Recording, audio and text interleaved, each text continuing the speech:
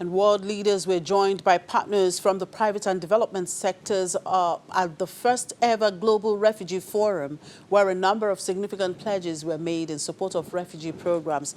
Together, the companies pledged $250 million towards education and training in jobs and entrepreneurship to aid refugees in becoming more self-sufficient. The special advisor and head of the Migration Initiative of the Inter-American Development Bank says the bank's board of governors approved the use of $100 million of its grant facilities to support countries that have received a number of refugees of migrants in the last 3 years that exceed 0.5% of their populations. These include Chile, Colombia, Costa Rica, Ecuador, Guyana, Panama, Peru, and Trinidad and Tobago. The Inter-American Development Bank own resources will be blended with additional grants from donors and partners and co-financing from public and private donors, expecting to leverage a total of $1 billion in concessional financing for a period of the next 3 to 4 years.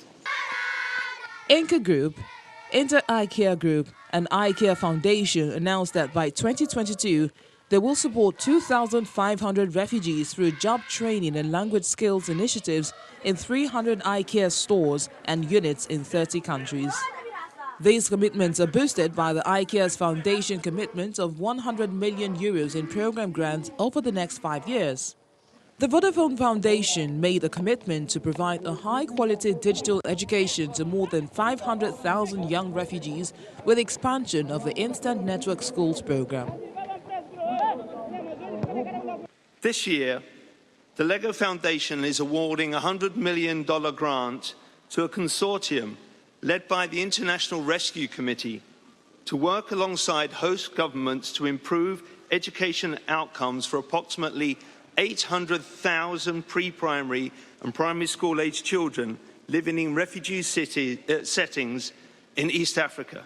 International Olympic Committee President Thomas Bach said the committee would promote and ensure access for all refugees to safe and inclusive sporting facilities, increase availability and sport-based initiatives for refugees and hosting communities, and promote and facilitate participation of refugees in sporting competitions at all levels. We know that for children and young people in particular who are uprooted by war or persecution, sport is much more than a leisure activity. For refugees, sport is an opportunity to be included and protected, a chance to heal, develop and grow. The three-day forum ended on December the 18th. The UNHCR, the UN Refugee Agency and the government of Switzerland jointly hosted this global meeting.